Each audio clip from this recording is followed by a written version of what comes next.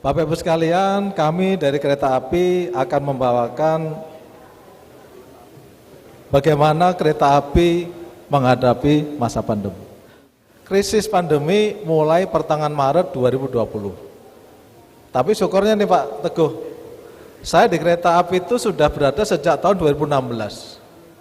Sehingga isi perut kereta api termasuk visi segala macam sudah ada dalam genggaman tangan. Itu alhamdulillahnya ya.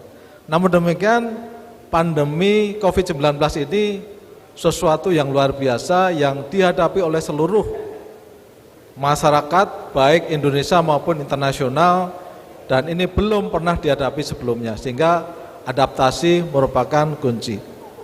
Ini ada Pak Awal, kalau di penerbangan ada pramugari, ini ada Mbak Prami ya.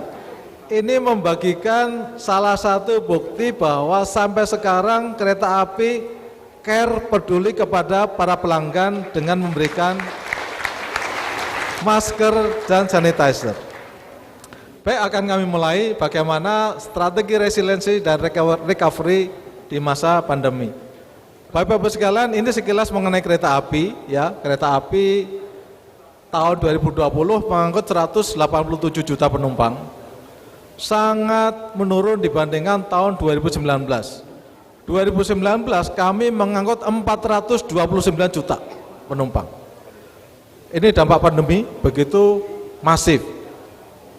Aset 53 triliun, volume barang ini 45 juta ton, sedikit mengalami penurunan karena tahun sebelumnya kami mengangkut 47 juta ton, dan secara total liabilities ada 36, stasiun ada 600 lebih, yang aktif ada 550 stasiun.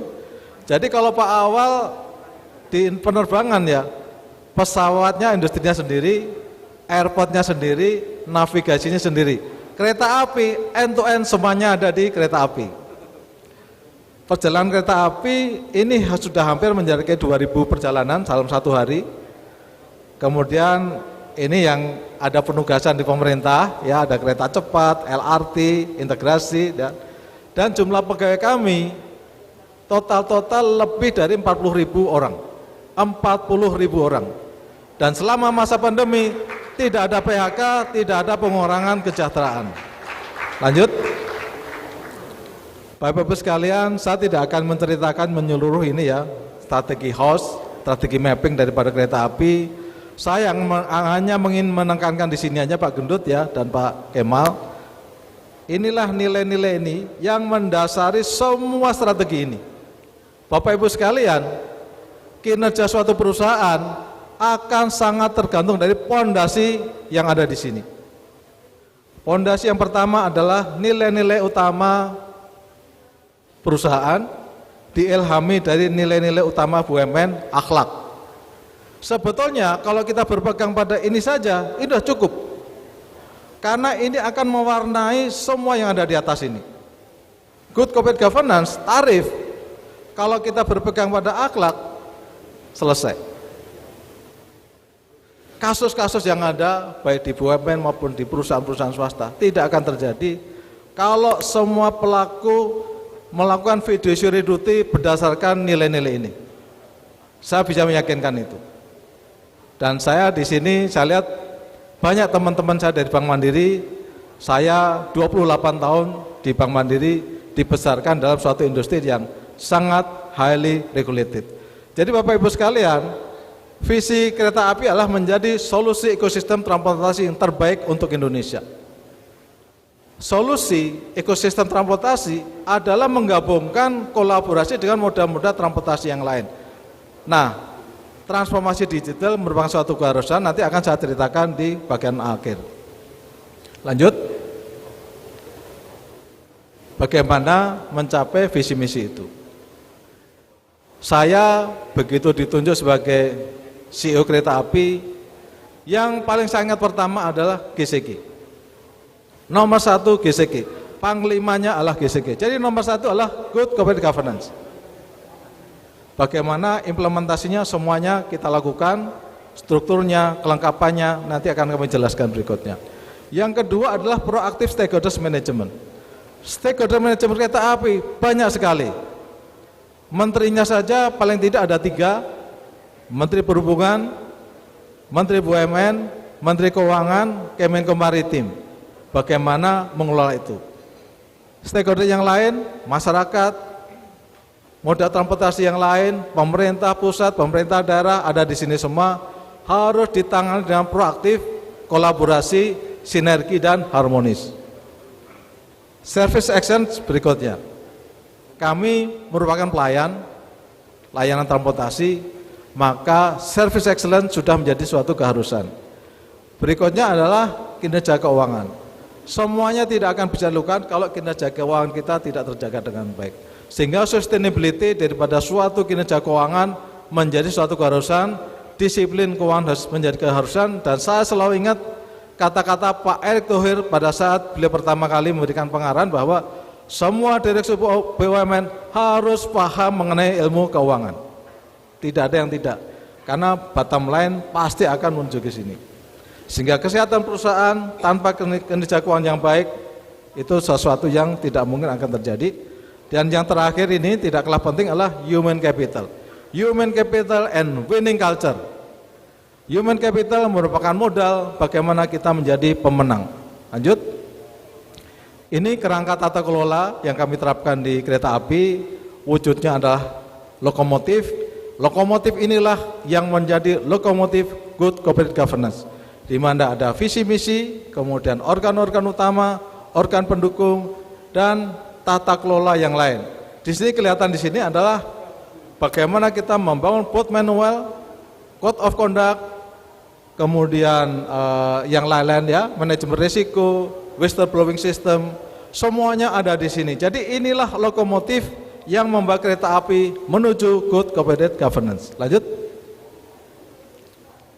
Ini tadi yang diterangkan Pak awal ya, bagaimana kita selalu pengen menjaga ini Pak Gendut ya.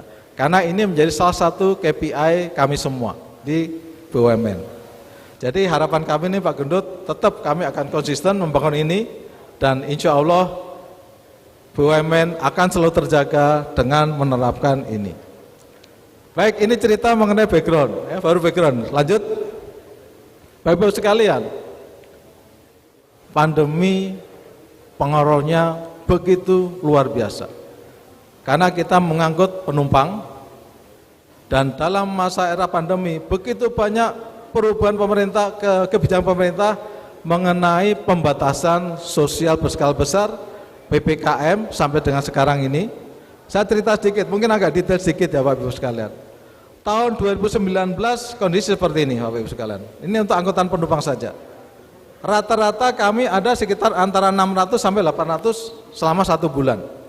Jadi 1 hari pendapatan kereta api sekitar 23 miliar dari penumpang saja. Kalau weekend 28, 27 miliar sudah ada di kantong. Kalau libur, Lebaran, Natal, Tahun Baru, 1 hari bisa 40 miliar. Jadi selama masa Nataru itu kita bisa meraup 1,5 triliun sendiri. Ini, jadi ini kondisi normal. Nah, tahun 2020 seperti apa? Ini ada di sini. Tadi Pak Awal sudah menyampaikan. Jadi Januari Februari ini seperti ini, Bapak Ibu sekalian. Ini masih efek Nataru nih, Bapak Ibu sekalian.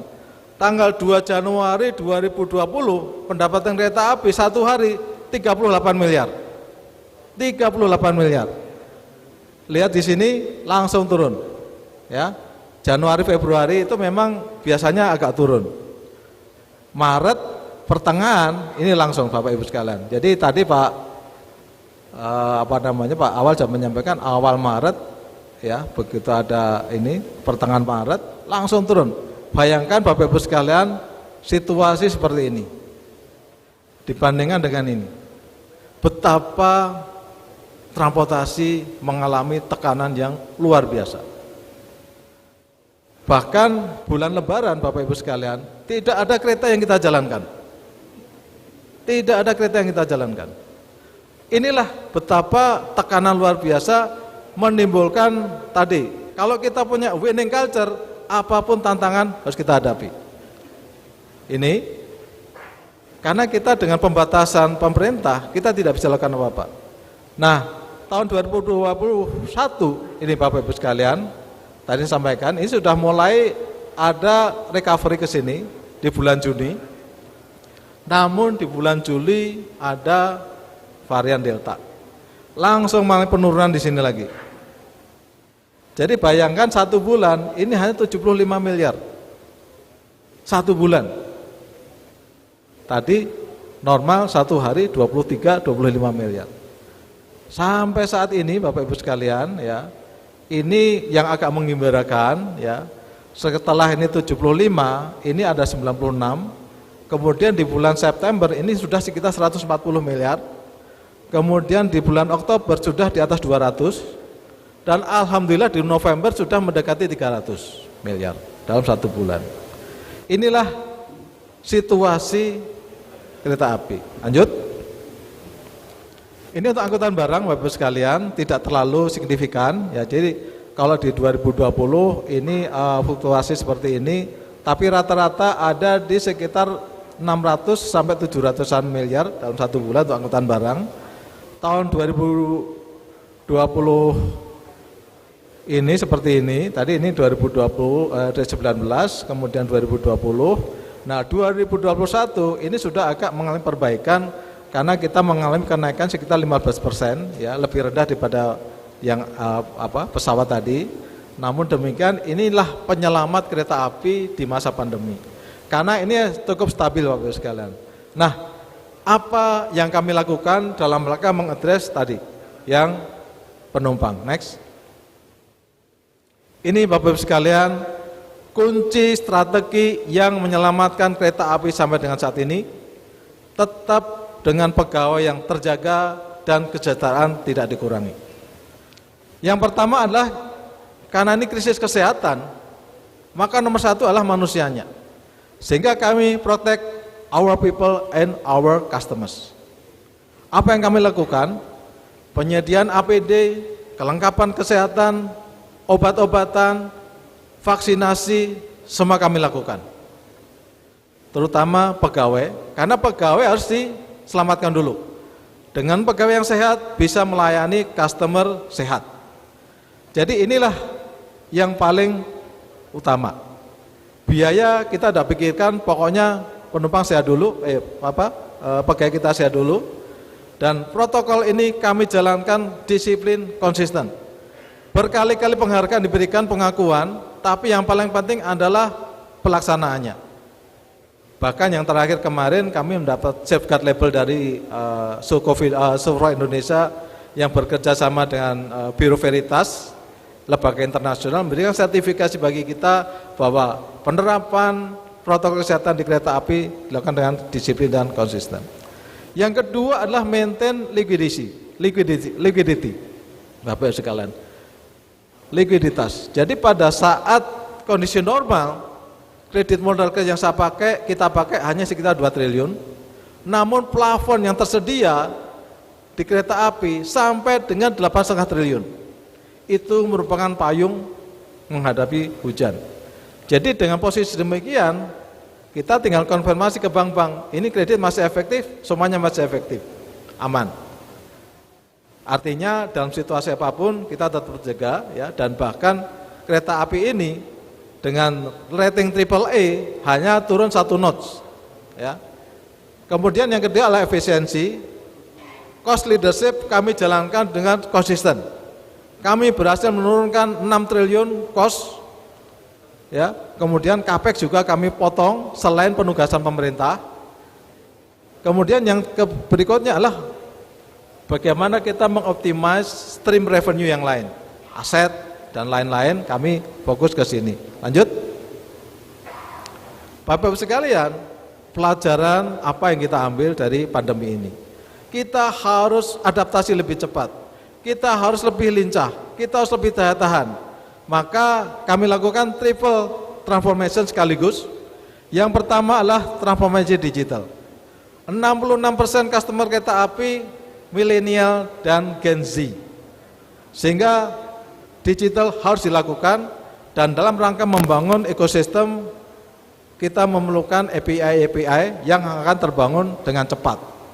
Kemudian yang kedua, sebagai konsekuensi dari tampaknya digital ini, bisnis proses, bisnis model berubah. Sehingga organisasi akan ikut berubah, sedang dalam proses, Bapak Ibu sekalian. Dan yang ketiga, pada saat yang sama, transformasi budaya. Budaya ini akan mempengaruhi semua perilaku dalam rangka mengamankan transformasi digital dan organisasi ini. Jadi inilah pembelajaran, inovasi, dan kreativitas yang akan kami lakukan. Dan ini kami dibantu oleh konsultan strategi nomor 1 di dunia.